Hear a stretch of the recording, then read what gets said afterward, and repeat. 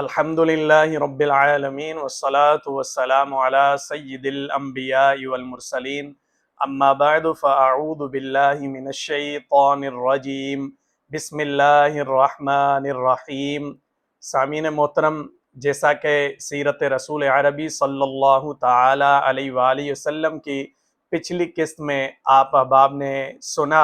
کہ نبی کریم رؤوف الرحیم صلی اللہ تعالی علیہ وآلہ وسلم کا سفر شام کا دوسرا یہ سفر تھا، جو سیدہ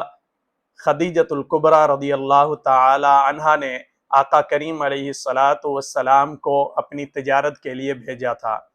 تو حضور اکرم علیہ السلام جب اس تجارت سے واپس آئے تو حضرت سیدہ خدیجۃ الکبریٰ رضی اللہ تعالی عنہا نے حضور اکرم علیہ السلام کے ساتھ نکاح کرنے کا ارادہ فرمایا۔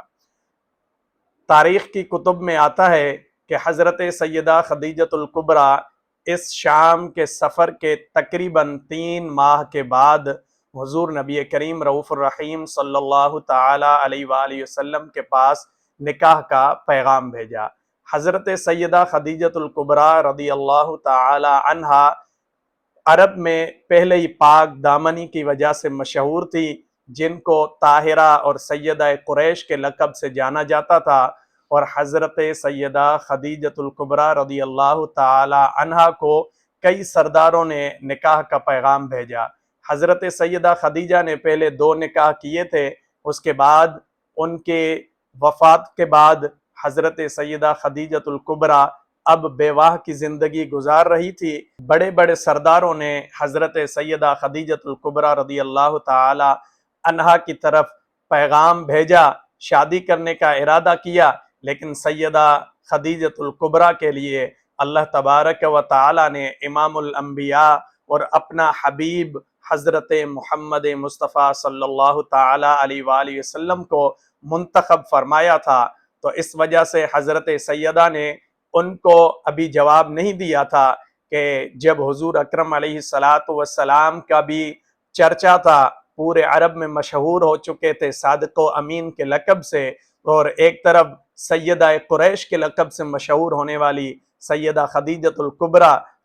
دوسری طرف صادق و امین کے لقب سے مشہور ہونے والے امام الانبیاء علیہ السلام ہے، تو کیا ہی خوب جوڑ تھا کہ حضرت سیدہ خدیجۃ الکبریٰ نے جب نکاح کا پیغام بھیجا تو حضور اکرم علیہ السلام نے اپنے چچاؤں کے ساتھ مشورہ کیا، اور اس کے بعد نبی کریم رؤوف الرحیم صلی اللہ تعالی علیہ وآلہ وسلم نے حضرت سیدہ خدیجۃ الکبریٰ کے ساتھ نکاح فرمایا، اور آقا کریم علیہ السلام کی جتنی اولاد ہیں، صرف ایک بیٹے کے جو حضرت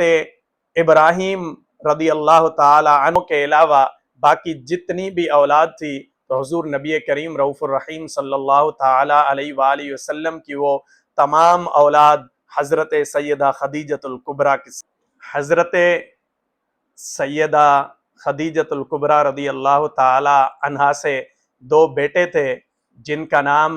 ایک کا محمد ابراہیم تھا اور دوسرے کا محمد قاسم تھا، جن کی وجہ سے نبی کریم رؤوف الرحیم صلی اللہ تعالی علیہ وآلہ وسلم کی کنیت ابو القاسم بھی ہے۔ تو حضور اکرم علیہ السلام کے 2 بیٹے اور ان کے ساتھ 4 بیٹیاں تھیں، جن میں حضرت زینب، حضرت